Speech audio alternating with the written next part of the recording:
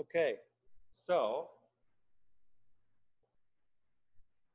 as soon as I hit record, I realized I didn't have my Bible. We're going to Genesis chapter 11. And as always, you can feel free to unmute yourself as you have questions or comments. And we're just let it be known, nobody can say this when she gets on, that it is now 7:02 and my wife has yet to join us for Bible study. Oh, there she is. Okay, don't let her know that everybody knows how late she was. Nobody say anything. All right. I'm trying to find my notes here. There we go. We're in Genesis chapter 11, pop quiz. Does anybody remember what verse we left off on? Anybody? And seeing none, then I'm going to venture a guess myself because I forgot to note where we were. I know we got partway in the 11. We're at the Tower of Babel. And remember, we are seeing the literary style of Genesis where we go forward with a more general view, and then we take a step backward and we look at a more specific view of a section. Then we move forward again and come back, and that's kind of the dynamic we have. We went forward with all of creation. We came back and looked more analytically at the creation of man. We moved forward with two of every kind of animal going into the ark, and we stepped back and we looked more specifically at two unclean and 14 of the clean animals. We moved forward to all the nations were spreading out and we're getting languages, and we come backward to look at how that happened, that we ended up with the different languages. And I think we only got into like the first verse of chapter 11, so we'll pick up there. And I wanted to note, and you can do this as well, I went back to look at the previous chapters and summarize each chapter. So when you're doing a study Bible, it's helpful if you can summarize each chapter, can kind of help you remember what's there. So chapter 1 is the creation of everything. Chapter 2 is the detailing of the creation of man. Chapter 3 is the fall and the reaction. And then chapter 4 is Cain and Abel and a few generations in there. Chapter 5 is the genealogy from Adam to Noah. Chapter 6 is reason and prep for the flood. Chapter 7 is being on the ark. Chapter 8 is the end of the flood. Chapter 9 is the repopulation of the planet and the Ham incident. And then chapter 10 is the continuing genealogy. In chapter 11, we get into the Tower of Babel and further genealogy. So it's helpful to remember, you kind of get an overview. We also see that there is a lot of attention given to Noah and to the flood. That apparently is a very significant event, given more attention than creation is, because we get really the first two chapters for creation, but we get chapters 6, 7, 8, 9. We get at least 4 chapters that are detailing the flood incident. So a lot of attention given to that. And then we're going to see that we'll get to chapter 12, where from then on out through the remaining 50 chapters of the book, we're going to focus on the patriarchs, Abraham, Isaac, and Jacob. So, and I also wanted to show you, let me see, this time I think I might be able to share screen effectively with those who are here in the building with me. You guys will see it on your screen. But I want to show you an exercise that I do. And that is that when I'm doing a detailed study walkthrough of the Bible, I will keep my own version of like a Bible dictionary where I'm jotting down thoughts and ideas, and I'm tracking those with the references. And let me bring that up on the screen for you.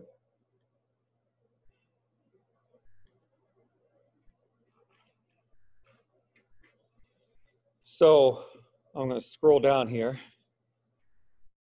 And that's visible here also, somewhat, depending on your site.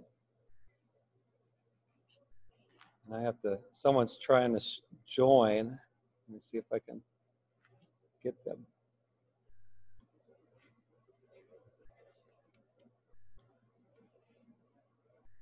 Might have to, excuse me, let me stop sharing just for a minute to see who tried to get in. There we go.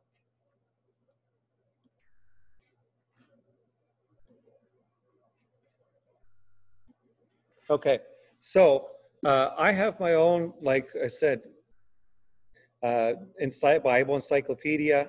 I'm doing it just, this example just for Genesis. Now, I'm prepping ahead of you for the Bible study, so I've gone through the first 16 chapters of Genesis.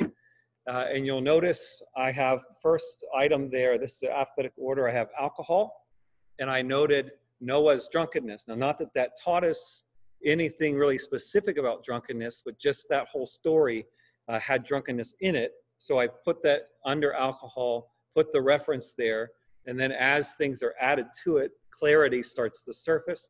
I put, if I scroll down here, environmentalist, okay, and I have the issue of overpopulation and the references there, global warming and agriculture, and a reference there. So again, I'm building kind of a detailed description of what the Bible is saying about different things. And one of the advantages to that is that when you're trying to look for a certain subject matter, especially if you're using like a concordance or a Bible gateway, you have to think of the exact word that's going to be used in that passage. Where when you're studying the Bible this way, you're finding anything that's talking about whatever specific topic, even if it uses that word, even if it doesn't use that word. And so this kind of helps you get a more broader scope. One of the biggest challenges is trying to figure out how to label something so you can find it later. So an example of that is in Genesis 15:16, as you see there under explanations to difficult things, there is when we get to Joshua and even in Numbers, the Israelites are attacking, fighting against various nations to take control of the Promised Land. And as they're doing that, they are annihilating whole people groups. And the question is, why are they doing that? Is that justified? And there's a line in Genesis 15, verse 6, in which God says to Abraham regarding, I think it's the Amorites, that they can't be destroyed because their sin has not reached its peak. As if there's kind of like a state of mind or a spiritual state in which there's pretty much no return. The heart has gotten so hard that there's nothing left that can be done. And at that point, complete annihilation is not as damning as it would be if someone still had a chance to turn their life around. So I hadn't the slightest idea what kind of title to put that under. So I just put explanation to difficult things. So that's what I have going there. So I wanted to show you that, encourage you to do similar type of exercises to build your own theology. This is how you become biblically minded. This is how you become smart when it comes to the Bible. Is again, you pay attention to all these different things, and you pull everything together and you make use of it in application. So chapter 11, verse 1 says, "Now the whole earth had one language and the same words, and as people migrated from the east, they found a plain in the land of Shinar and settled there. And they said to one another, "Come, let us make bricks and burn them thoroughly." And they had brick for stone and bitumen for mortar. Then they said, "Come, let us build for ourselves a city and a tower with its top to the heavens, and let us make a name for ourselves, lest we be dispersed over the face of the whole earth."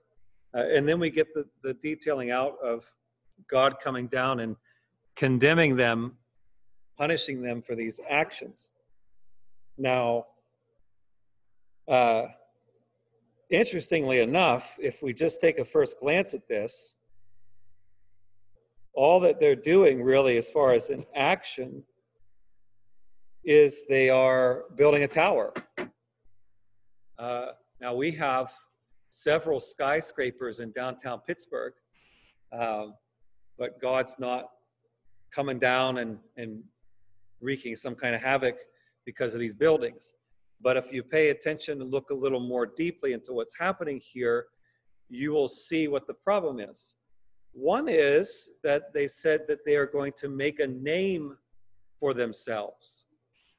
And you see no mention of God in here from the people. It is simply they want to be elevated in some sense of the word, actually quite literally elevated, as they're wanting to build this high tower, they said, to the heavens. Notice too that it says, they say, "Lest we be dispersed over the face of the whole earth." So what they are trying to prevent is their population being spread over the globe. Now, remember that God instructed them to be fruitful and multiply and fill the earth. So God wanted migration to happen, and here the people are rebelling against God's command to fill the earth. They're trying to stay in some central location. The possible reason they're building this tower is, if you've ever seen some densely populated areas, they're able to be densely populated because people are living on top of each other. There are some places in India that are astoundingly densely populated. Yeah. Yes, and actually I forgot. You don't have to repeat that. You guys can't hear the people that are here unless I give them a microphone. So you should have seen the face Cindy just gave me when I handed her a microphone. But she was just saying, if you see the pictures in India, you can kind of see how the buildings are like stacked on top of each other. And so these people in Babel are trying to resolve a situation. They don't want to be dispersed. So they're trying to prevent that in this structure. And this issue is interesting to me as far as application is concerned, because their visible action, building a tower, is not what the problem is. It's what's happening in their heart as they're doing it. That's the problem. So they're building a structure, and on the inside they're saying, they're having an arrogant view of themselves. They're going to become puffed up. They're going to become amazing. Likely it's that they don't really need God here, or at the very least, they're not going to do what God is asking them to do. Kind of like Jonah. Jonah, it wasn't a sin for him to go in a direction, but it was a sin when he was going in the opposite direction that God wanted him to go. And we can potentially do this, where we are doing an action that's not sinful, it's not wrong, the action itself, but the heart that we have is wrong. And so we want to think of the Tower of Babel, and we want to think, am I potentially doing something in my heart that's sinful? So this is the dynamic of what's happening here. And verse 5, it says, "And the Lord came down to see the city and tower which the children of man had built. Actually, I wanted to do another thing here. I want to share the screen with you momentarily. When you are reading through, especially the Old Testament, but also the New, you will find yourself encountering numerous locations. And what we want to do is kind of be aware of where we are. And I'm going to show you how you can find those locations. And so, one, what is it doing? There we go. If I want to remember where the ark landed, all I got to do is Google where did the ark land. It's the Mount of Ararat. You saw that. Where is Mount Ararat today? And if you get pictures of mountains, that's not going to help us. So we might want to add the word map. And see if we can find one that best suits us. And it doesn't look like it's displaying it on that map, but we'll see if we can find another one. Here we go. Once that's not blurry anymore, if it will lose its blurriness. Or we might have to grab another one. But Mount Ararat, if you can see that red there, that's Mount Ararat. Now I'm going to move to a different map, which actually, let's do, this is a little better. Mount Ararat, if you remember, right in here is where the Garden of Eden was. So humanity begins here. We're assuming they're possibly somewhere in this region when the flood comes. They drift around. They land here. Who knows where they went as they drifted for a year. But in the end, they end up here, not really too far away from the Garden of Eden or Eden in general. So they end up here. And now what we want to see is where was the Tower of Babel?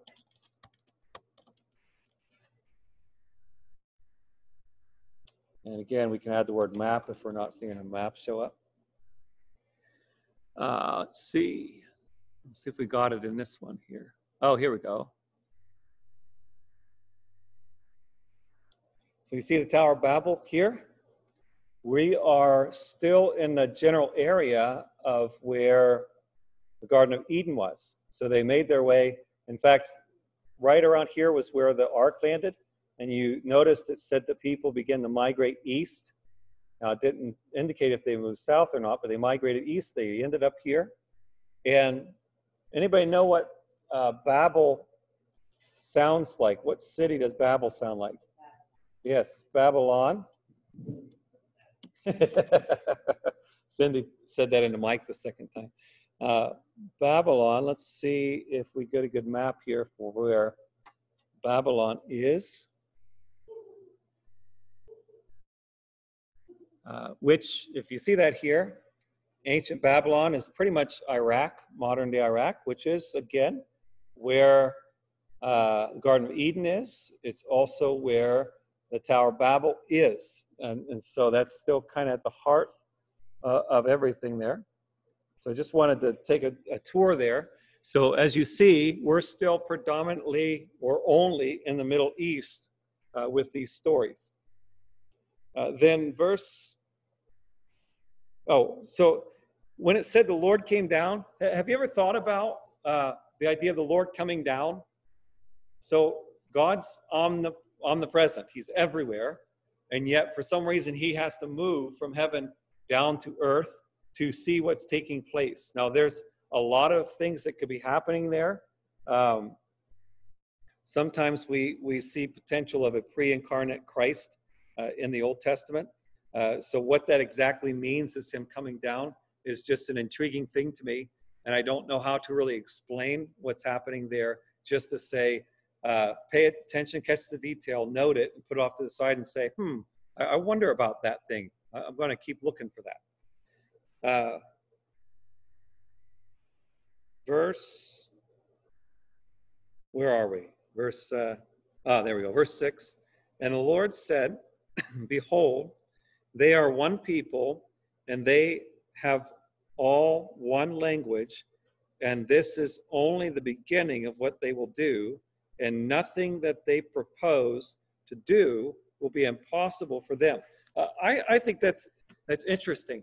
God's saying that in order for me to stop them from doing what they're doing, I have to make them not be able to talk to each other.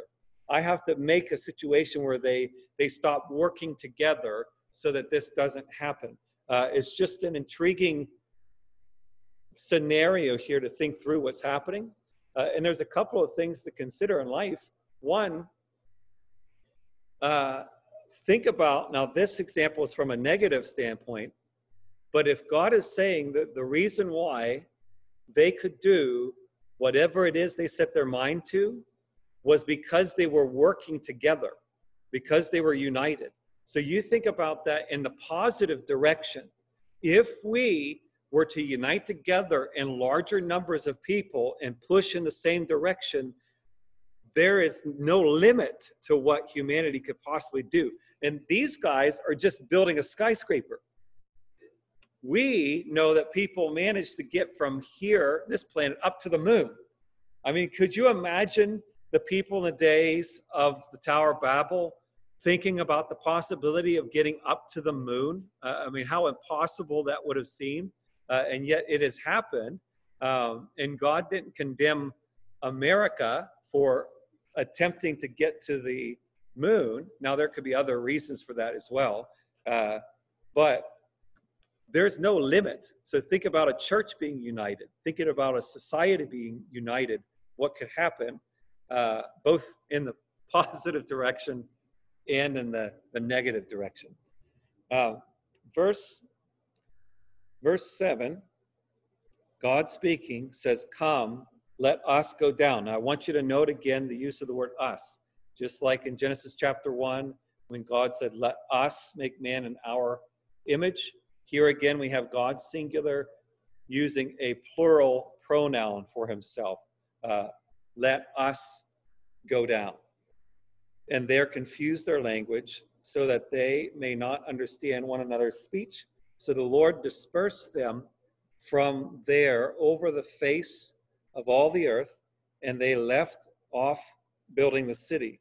Therefore, its name is called Babel, because there the Lord confused the language of all the earth, and from there the Lord dispersed them over the face of all the earth. Now, have you ever wondered what the one language was? It says in Romans chapter 5, verse 2, that it was English. I got a curious look for a second, and then a realization that I was teasing. Who knows what the original language was? Maybe it doesn't even exist anymore. You know, maybe when God dispersed the language, every language that now surfaced was a new language. I have no idea. But it's curious to think about what the original language was. Cindy, you ever thought? Remember the mic? I was just wondering, like, if he made all the different languages and all moved everybody everywhere, and your family spoke another language, would you understand each other? Oh, that's a good question. And I don't have the answer. But if you heard her, Cindy was wondering if there was any divide in families, where there was multiple languages within families. I just think about this whole experience. Here you are, all in this city, trying to build this tower, trying to make a name for yourself, and all of a sudden the person working next to you is speaking gibberish. You have no idea what they're saying. And some people could understand you and other people can't, and you just end up gravitating to the people who understand you. And just a weird dynamic of what's happening here. And so they begin to disperse, probably according to language. And also keep in mind, this is an evidence that God intervenes in human affairs. God stepped in and made something happen. It also makes me think of, it's amazing to me how some scientists will use scientific law restrictions on the Bible and not be able to believe why certain things can happen when God is placing himself in the midst of these stories constantly, showing that he does supernatural things. So I don't know why it's so far-fetched to assume supernatural events, but God jumps in. So sometimes it would not be far-fetched for you to be having a conversation with somebody and for him to jump in and drift the conversation to a different location, change the subject, have you ever forgotten what you were about to say? Not that that's always a God moment, but there could be times where God was intervening so that you wouldn't say something ridiculous and embarrass yourself or whatever. So we see this, and this is also how you can apply the scripture, where you see the way God behaves in the Bible, and you know that he can behave that way now, and not that it means that God made you forget to say that, but it enters the equation as a possible cause of what's taking place here. So I love that. I love speculating. Anyway, now we get to the best part in the entire Bible, and that is every time we get to read genealogies. Are you excited? We're going to read some names with some ages. Here we go. Verse 10. These are the generations of Shem. Remember, Shem is going to be the ancestor of the Israelites. He was one of the two brothers that responded correctly to Noah's incident.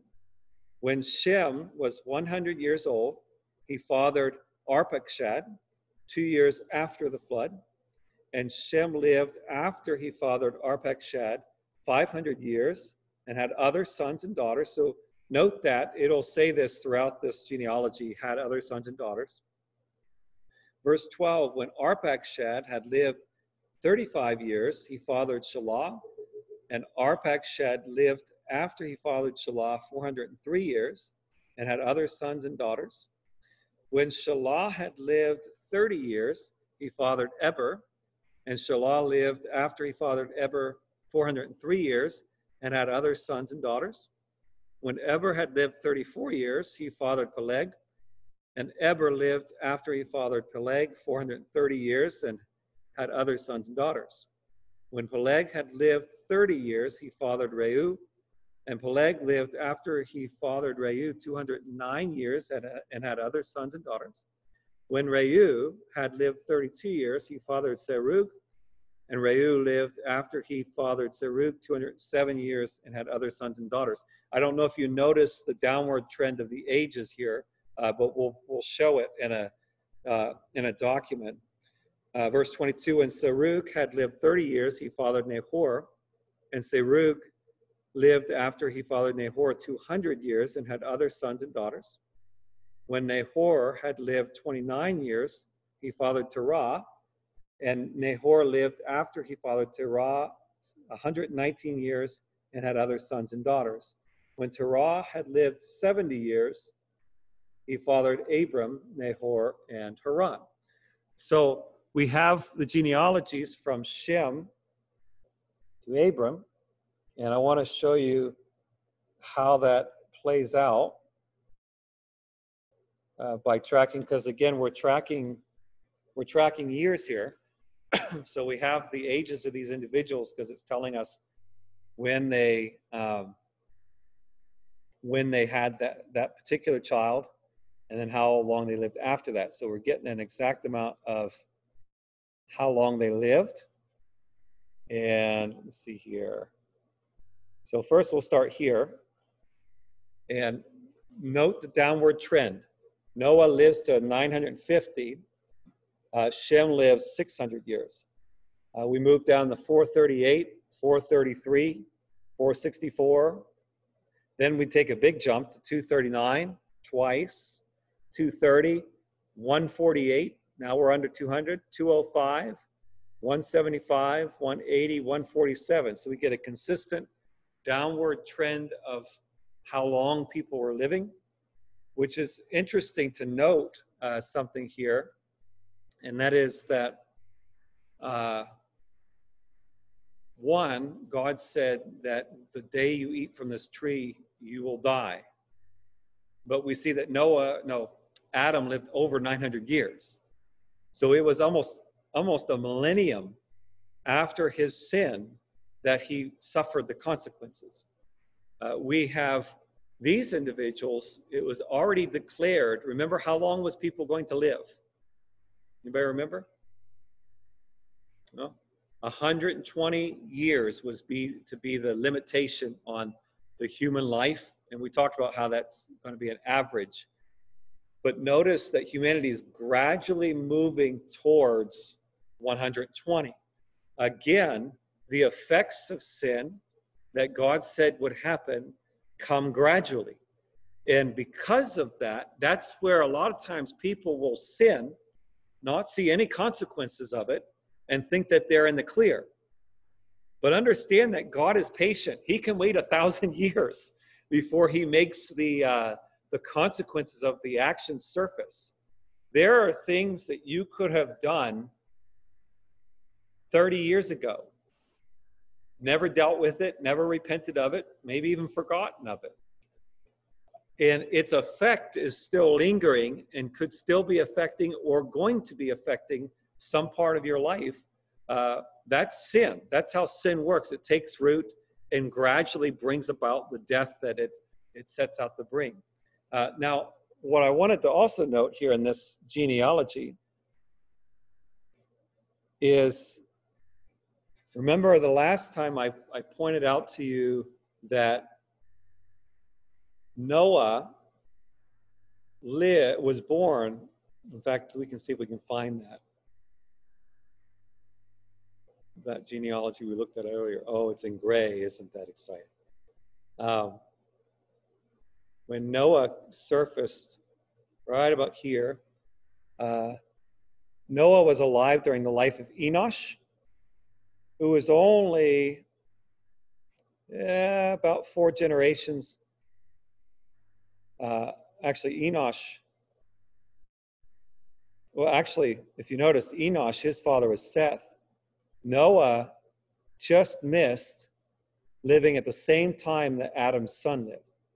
So that's how close together things were, though we're talking hundreds of years. And you know how people, when they think about the book of Genesis being written by Moses a long time after the events took place,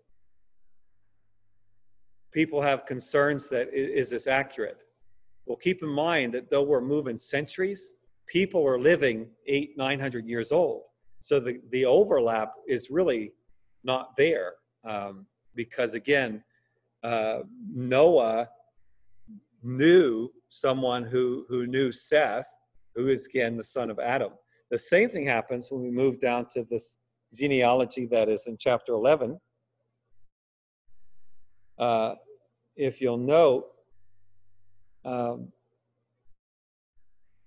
let's see, we get Shelah in here. Here we go. So I want you to note Ham. I think that's who I want you to note. Shem, Ham, and Japheth, you see here, are 100 at the time of the flood. They start having children. Maybe it's Shem we want to take note of. But notice at the birth of each individual, I'm giving you the ages of the ancestors. And so we keep moving forward. And this is about how far we are into human existence, 1,757 years, if there are no gaps anywhere. So by the time we get to the death of Noah, let's see if we can find him here. So Noah's still there. So we have some out of order things. So here we go. Noah is still here when Peleg dies. And I want you to notice something on this list here. Noah is around 938 and 939 years. Who's alive during Noah's life? Who's at the bottom of this list? Abram. Noah was likely still alive when Abram was in his 40s. Think about that. Noah, who saw the flood, Noah, who talked with God, saw all those encounters. still living when Abram comes on the scene. That's how close everything is, despite their centuries of difference. I want you to notice, it is Shem, I want you to notice, because you'll start to see that I think it's these top three here. Noah's passed now, but we got Shem, Arpachshad, and Shelah. These three individuals are going to outlive a number of the individuals that are beneath them. Peleg and Nahor are already deceased.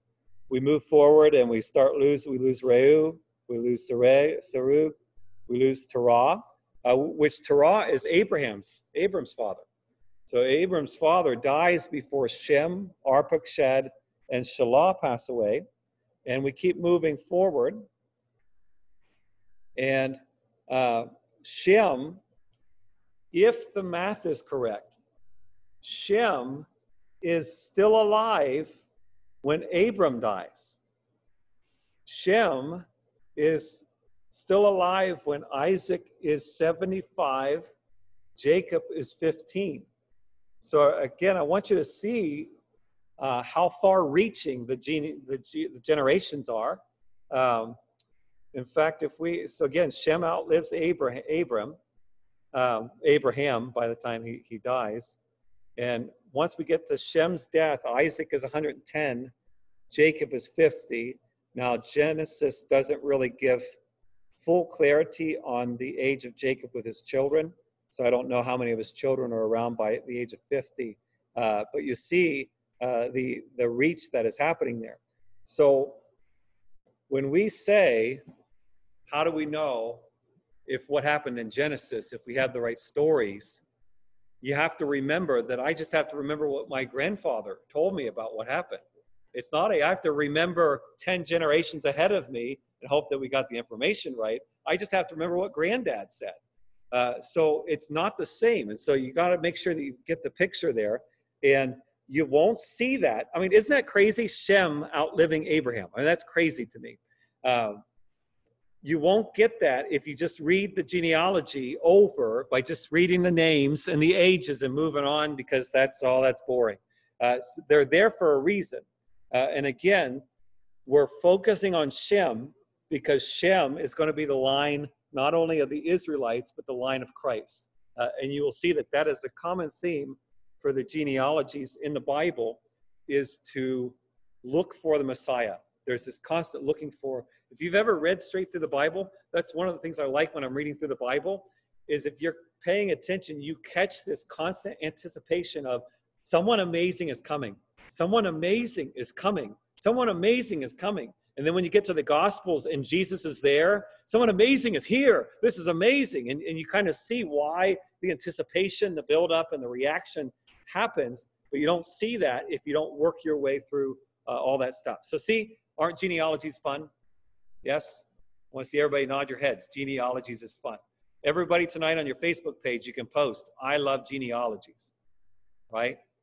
Yeah? Okay. Verse 27. So we're now arriving at our patriarchs with Abram. Now these are the generations of Terah. Terah fathered Abram, Nahor, and Haran. And Haran, who is Abram's brother, fathered Lot. And a lot of you probably remember Lot. We'll get to his story. Haran died in the presence of his father Terah.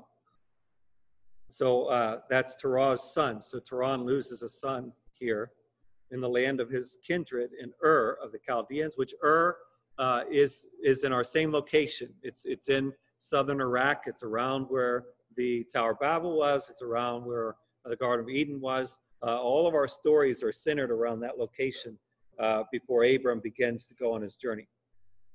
Verse 29, and Abram and Nahor took wives. The name of Abram's wife was Sarai, and the name of Nahor's wife Milcah, the daughter of Haran, the father of Milcah and Iscah. Now Sarai was barren, she had no child.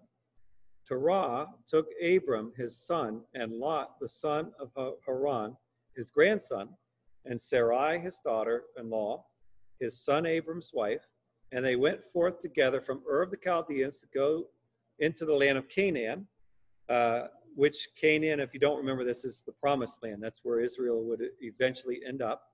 And that's west of where we are in Ur and Babel. So they're going to start moving west towards the Mediterranean Sea. There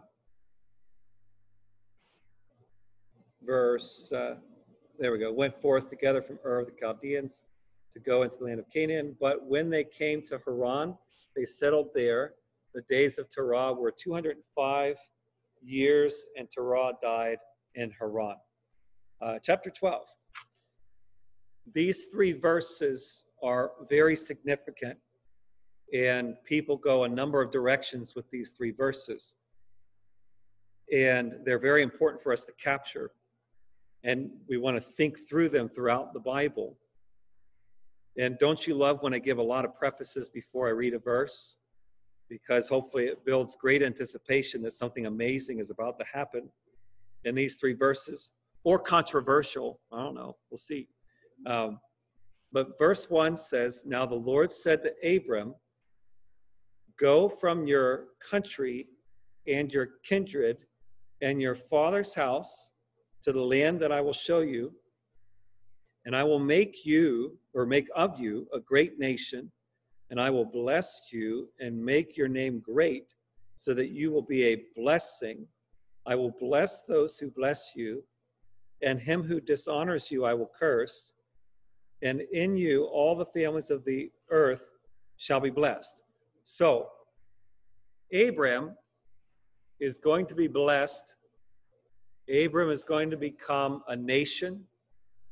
Abram is going to become the source of blessings to many families of the earth. And then anybody who blesses him will be blessed, and anybody who curses him will be cursed. Now, where this gets challenging as far as where we land is some people use this as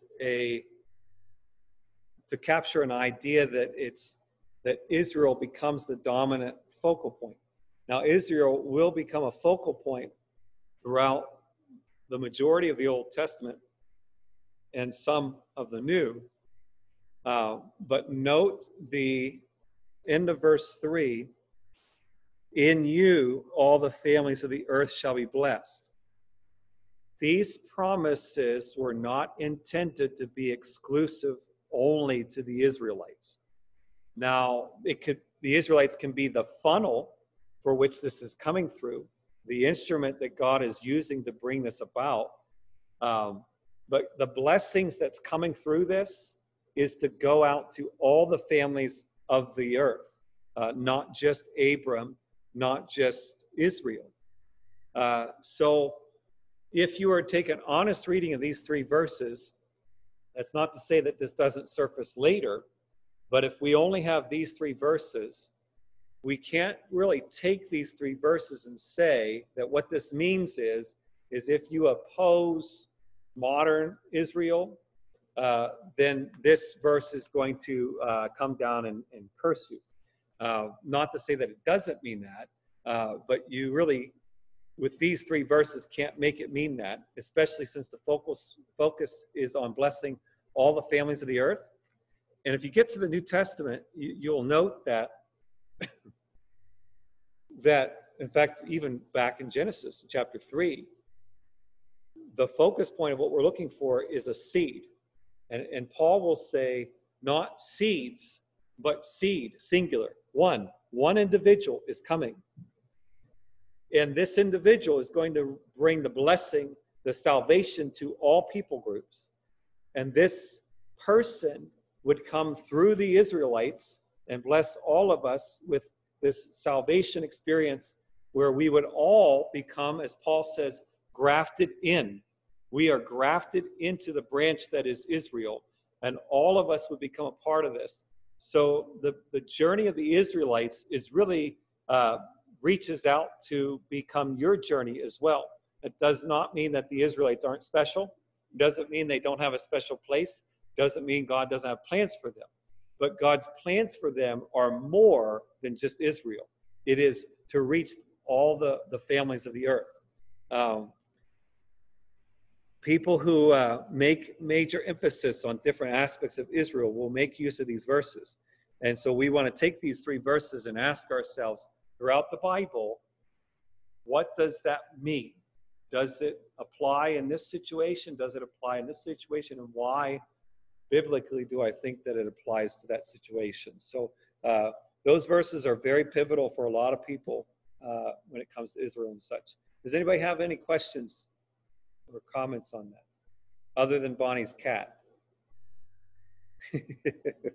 All right, verse 4. So Abram went as the Lord had told him, and Lot went with him. What's the problem with Lot going with Abram? Why is that a problem? Anybody know? Lot went with Abram. In those 3 verses in Genesis, we read that God told Abram, he said in verse 1, he said, go from your country and your kindred. What's your kindred? Your relatives. God wanted Abram to leave his relatives to go on this journey. And what he ended up doing is he brought a relative with him. Now, we wouldn't necessarily fault him for that. How many of you would want to volunteer to leave for an indefinite period of time, maybe forever, leave all your family behind, never to see them again? You know, that's not something that we would want to necessarily volunteer for. And so God wasn't asking something insignificant of Abram. And have you ever had times that God asked you to do something and you did it partially? You know, you did it about halfway. You know, you didn't do it all the way. And that's Abram here. He's wanting to obey God, but he didn't have the strength to do it all the way through. So he brings Lot with him. Then, halfway through verse 5, and all their possessions that they had gathered and the people that they had acquired in Haran, and they set out to go to the land of Canaan. When they came to the land of Canaan, Abram passed through the land of the place of Shechem to the oak of Morah. Some translations say oaks of Mamre. I want you to note those locations. At that time, the Canaanites were in the land. Notice that he says that they had all these people with them. Not that they were necessarily relatives, but he has a whole entourage with him, and he has a lot of possessions with them. So this is a large group relatively that are moving from Ur, or from the location that they went with Terah, down into the land of Canaan. I don't know what kind of sight this was to other people. The Canaanites are still there, and they're moving into these locations. And Abram's going to eventually end up in Egypt and then back to the Oaks of Mamre. So if we wanted, again, to locate where they're headed, and again, second to the Bible is Google. Ha ha, ha ha, joke, joke, joke, joke. We're going to look for the Oaks. I'm going to say the Oaks of Mamre, because that's how other translations have it. Map. And let's see if we get a map here that helps us envision where we are. See how this one looks. That one's a little too blurry. Let's see if we got any better maps here. This one looks like it might be. All right. If you can see that, you see Mamre right here. Now down here towards the south of this is the Dead Sea. Around here would be Sodom. Actually, I can see Sodom right there, spelled out. Sodom and Gomorrah. I don't know if this Amorah is a short version of Gomorrah, but Sodom and Gomorrah is in this area. And so Abram is in this area here in Mamre, and he's going to eventually move down to Egypt. And right around in this area, probably, actually here you see Jerusalem. So where Abram is near the vicinity of Jerusalem, the holy city, and Bethlehem is not far from here. So Abram goes into the promised land, and he goes to where two of the most significant cities are going to be. So that's where he is. And then verse 7, then the Lord appeared to Abram and said, to your offspring I will give this land. So he built there an altar to the Lord who had appeared to him. From there he moved to the hill country on the east of Bethel, which some believe could be prior to this being called Bethlehem, and pitched his tent with Bethel on the west and Ai on the east. And there he built an altar to the Lord and called upon the name of the Lord. And Abram journeyed on, still going toward the Negeb. So he's in that area. He didn't really move from, again, that Mamre area. Then verse 10, now there was a famine in the land. So Abram, and keep in mind that he doesn't have a GPS on his phone. Okay? He doesn't even have AAA maps or TripTiks, and maybe the stars. He's never likely been here before. So he's just kind of going through the territory. And so it's just interesting to put yourself there with him in his shoes. He's not alone. Like I said, he has likely a large group with him. Then verse 10, now there was a famine in the land. So Abram went down to Egypt to sojourn there, for the famine was severe in the land. And I want you to notice, we're in Genesis 12. What are we in, 12? Yeah, Genesis 12. Egypt's already a nation. Egypt's still a nation now. So Egypt is one of the most ancient nations there are in the whole world. It's probably the first nation really that surfaces to be mentioned in its existence, not just referencing its future in the Bible. And here Abram goes into Egypt. Verse 11, when he was about to enter Egypt, he said to Sarai, his wife, I know that you are a woman beautiful in appearance. Now, I want you to note something. According to the numbers in the genealogies, because Sarai is 10 years younger than Abram. Sarah is, because Abram was 75 when we start this journey. So Sarai is gorgeous and 65, okay? So all you ladies out there in your 60s, remember that Abram and all the Egyptians perceive you as gorgeous, okay? Now, keep in mind that people were living longer back then, so I don't know if they're just aging more slowly than we do. I don't know, but nonetheless, a gorgeous 65-year-old is here. And Abram, one of the things I note of him, and if you were with us in our Enneagram studies, I tend to think he might be a 6, which 6s are our more paranoid, nervous, anxious people, worried about what could go wrong. And you see Abram entering into this scenario like a 6 would, nervous, anxious, wondering what's going to happen, trying to resolve, trying to prevent the danger. And so he's working that out here. And he says, I know that you are a woman beautiful in appearance, verse 12. And when the Egyptians see you, they will say, this is his wife. Then they will kill me, but they will let you live. Now notice who he's looking out for. Sarai is going to live, but he's not. So he's looking out to protect himself here with this whole scheme that he concocts. Then he says, verse 13, say you are my sister, which, if you remember, Sarai is his half-sister, okay? So this is a partial truth, but he's telling them this so that they wouldn't think that she was his wife. So he was intentionally trying to deceive them. That it may go well with me because of you, and that my life may be spared for your sake. Now, I want you to keep something in mind here. What was Abram willing to let happen? If he goes into Egypt saying, she's not my wife, and every guy here is going to think she's gorgeous, what is he willing to let happen? In fact, Pharaoh, I think it's Pharaoh, we'll see here, takes her as his wife.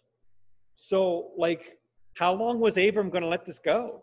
Was he going to let someone marry Sarai? Was he going to let someone become intimate with her? What was he willing to let happen because of his fear here? So it's just interesting to be in this scenario, but also keep in mind, so don't just look at him in such a negative light as if we're better than him necessarily, because I want you to imagine he's going into a nation, he's never been here, and for all he knows, these people are evil, and he's concerned, and he could be mutilated, assaulted, killed. This is what's at risk here. So when your life is on the line, the question is what would you be willing to compromise? So he's in a very difficult scenario. We also want to think his perspective of the Egyptians. Is it based in reality? Were the Egyptians demonstrating that they are this way? And so showing us how bad society is at this point? Or was it just the perception that he had, that he was just afraid that they were that way? We don't really know, although we do know that the Egyptians respond with some morality here. You want to also think about how loose were people living at this time? You know, how much did they respect the boundaries of marriage? Or was there a little bit of a compromise regarding the boundaries of marriage? Was this isolated? Was Abram behaving abnormally compared to the rest of culture at the time? Or was he doing something that wasn't seen as bad? Now, we'll see that the Egyptians get upset with it, but they're more upset because they sense that God was going to punish them, not that they necessarily cared about morality. So there's all kinds of things to think through there. Now, where are we here? Verse 14. When Abram entered Egypt, the Egyptians saw that the woman was very beautiful and 65. And when the princes of Pharaoh saw her, they praised her to Pharaoh. So I was right, it's Pharaoh. And the woman was taken into Pharaoh's house. And for her sake, he dealt with Abram, and he had sheep, oxen, male donkeys, male servants, female donkeys, and camels. So the Lord Pharaoh is giving a lot of stuff to Abram because of his sister here. Then verse 17, but the Lord afflicted Pharaoh and his house with great plagues because of Sarai, Abram's wife. So Pharaoh called Abram and said, what is this you have done to me? Why did you not tell me that she was your wife? Why did you say she is my sister, so that I took her for my wife? Now then, here is your wife, take her and go. And Pharaoh gave men orders concerning him, and they sent him away with his wife and all that he had. So again, we don't know if Pharaoh had strong morals here necessarily, because certainly there's an avoiding judgment here. But again, we want to note God intervening in humanity. Abram, which really is amazing to me. Abram is lying. Abram is willing to compromise morals, compromise the integrity of his marriage for self-preservation, and God rescues him from it. God prevents damage from coming to him, even though he is sowing destruction in his life. How many times do we end up behaving poorly, and God comes in and mercifully prevents us from suffering hardship, not because we deserve it, but because he's that gracious to not let that happen. And Abram is experiencing that. And again, God can control, we see God controlling the weather so far. We're only 13 chapters in, 12 chapters in. God's controlling the weather. God controls the confusion of language and speaking. God controls human migration. God controls the activity of animals. We've seen that. God controls famine and sickness and all of those things. And a scientist might be able to look and see the scientific reason for why it happened, but that doesn't mean God wasn't manipulating his nature to make happen what he wants to happen. So before you think about proceeding with your sin, keep in mind what God can do. Before you hesitate to ask God to move on your behalf, remember what God can do. Before you feel like, well, I blew this and messed this up, so there's no redemption here for me, I deserve this, remember how God spared Abram with this whole debacle. So keep in mind, and also before you sin and think you've gotten away from it and you're in the clear, remember how slowly sin develops throughout the lives of these individuals in the earlier part of Genesis. And these are the things that can just be stories to us when we're reading the Bible, unless we stop and we ask ourselves, what is this saying to me? What is this demonstrating as to who God is, who I am, how I am to live, how my life experiences are playing out, and what that says to me. Genesis and the whole Bible has a lot to give us if we just dig deep enough into it. Amen? So, Father, thank you so much for the opportunity to come to your word together. And I just ask, Lord, that you would help us to continue to grow in our understanding of your word. Help us to become stronger in our faith. Help us to think biblically, and help us to learn from the lessons of those ahead of us in the past, that is, to live a life that is pleasing to you and a life that is void of sin and its consequences. We ask in Jesus' name, amen.